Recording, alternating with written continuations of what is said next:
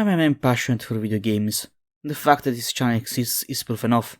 I like to explore the unexplored, talk about the untalked, and remember the unremembered. However, not all games are like that. They don't require an in-depth analysis to the point I'm basically making a colonoscopy to a project. No, many are just well known and easy to grasp, enjoying a degree of renowned success. But I believe that there can be worth in talking about such games, even if it's just to reflect about the industry, the way a player approaches the medium, or any other facet that surrounds this hobby.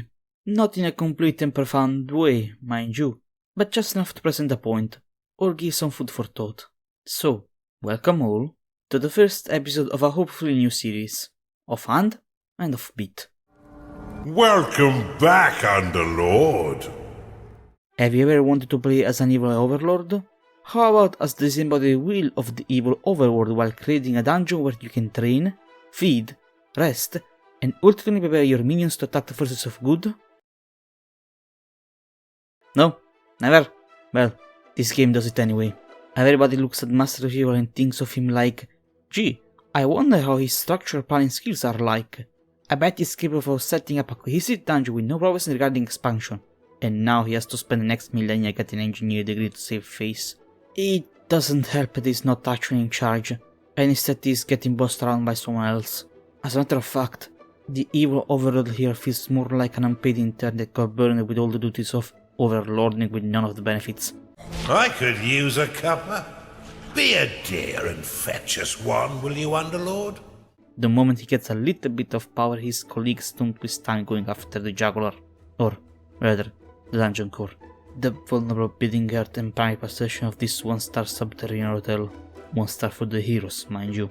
Being the heart, it also contains the closest thing to a glorified cat herder. Shiny! And since they're never enough, you always have to prepare room for more of it. Your minions may be the scum of the earth, crawled out from the darkest abyss, but they still demand pay. You would think that since you are constructing the fantasy version of a company town, they would ultimately just spend their cash in the dining and training rooms, but alas, that is not the case. To be fair though, you could just not use them, and instead go for the beast demons. Pay? They have no concept of money. Eating cooked meals? Just point at the big farms and they are going to accommodate themselves. They like it still kicking and screaming. Heroes? Victory or death? Literally, victory or death. They are not going to retreat to fight another day. They have an iron deficiency that only the heroes are going to satisfy, or their doors, or simply anything that does not wear your colors. Fun bunch really. They synergize as well with the undead necromancers unlocked later. Oh, you're dead? That's no excuse to slack off. Incidentally, the undead are introduced in an awkward way. They do have their own dedicated level that focuses on their skills, which is also one relying heavily on the first person mode that, not gonna lie, is pure jank. It's a cool feature, and it's useful for leading the minions, but the animations are not tuned for the first person camera.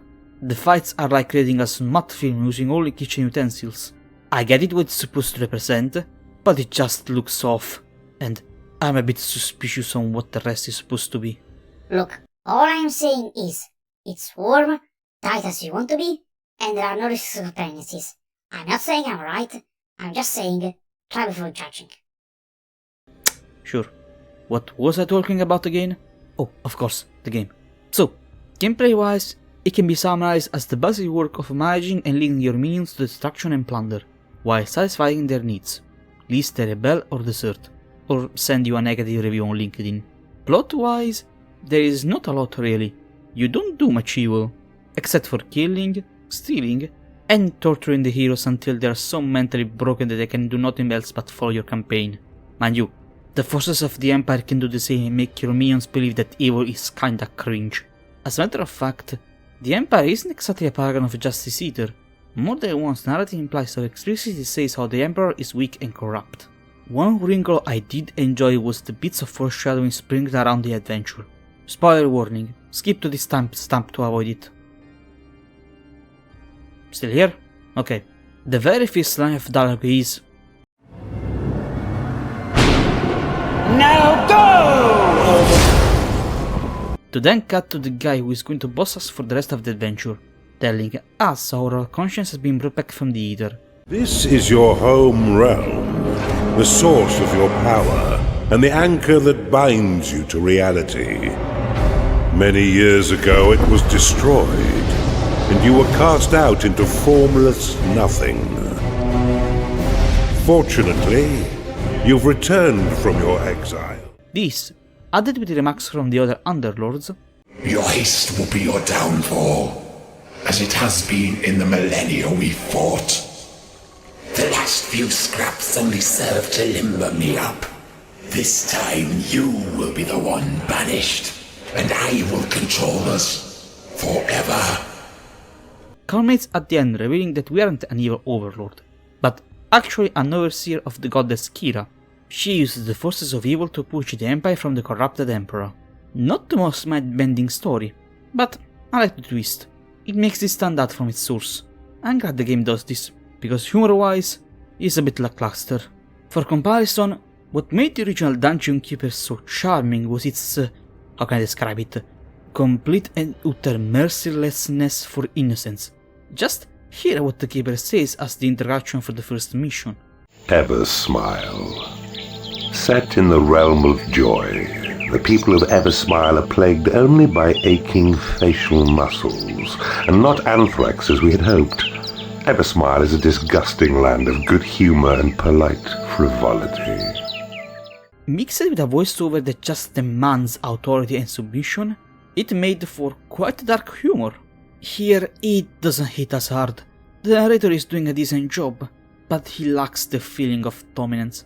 Now's the time for a bigger challenge. Before you lies an imperial keep, guarded by a certain Lord Rusimov. He had a bit of an accident that melted most of his face, but he's no less vigilant a soldier. He's been sent to guard an object that could threaten our campaign. Get in there, and burn the rest of him, Underlord! And the humor of war for the Overworld is mostly served by the heroes, which is passable. I am Bandalf the Maroon. Don't come any closer. Behold, I am Bandalf the Jasmine White. I am Bandalf the Cuticle Pink. Bandalf the Exuberant Orange. I am Bandalf the Ballerina Blue. Who goes there? These aren't even proper colors. Still, I'm glad this game for what it is. It's a decent enough experience for those who never touched its inspirations. I don't blame you if you haven't played them. I myself was 3 years old at their release, but they were a pretty big deal for their time. To play as the evil guy was, and still kinda is today, a resistance in gaming. And on the surface it makes sense. When someone consumes media, they won't reflect themselves on who they are playing as, imagine their position, while thinking, if he'd known how unlike a dream today would be, he might have stayed in his bed. "Oh my god, he's literally me!" as they saved the day. Dungeon Keeper 1 and 2 were among the many projects from Bullfrog Productions, renowned for making experimental and curious games. Eventually they got phagocytated by Electronic Arts and shut down, but that's a story for another time. My point is, I'm grateful to Bright Rock Games for what they've done, as it allows modern people to experience a concept that they may have trouble doing if they try to approach Keeper 1 and 2 today. Sure, you can purchase them on GOG, and I intend to make a playthrough for them one day, but there are technical hurdles hard to ignore for someone less patient, such as the lack of widescreen and obtuse controls that do make them less enjoyable. In my roundup for the October Steam Next Fest 2023, I stated how I get attached to a game where it's a heartfelt knockoff. War for the Overworld represents what I meant. A project that, no, it's not original in its idea, but it's still trying to have its own soul. If a project is made with love, care, and acknowledges its inspiration, then it's not a problem if it's not original, because if they care, eventually it will show up in the final product. I believe that this kind of games have a place in the modern gaming landscape, specifically for those titles that aren't being produced anymore, or those who have fallen from grace. They pick the abandoned mound and let all fans enjoy experiences that would have remained unseated, and allow new people to get into genres that they did not even know existed. So, if you see a game that wants to fill a niche, give it a shout out. You may make someone's day, and if you look around enough, that someone might be you. Thanks for watching. Let me know in the comments what you think of this format. I would like to make it semi-periodic, to fill the wait for the bigger projects. See you next time.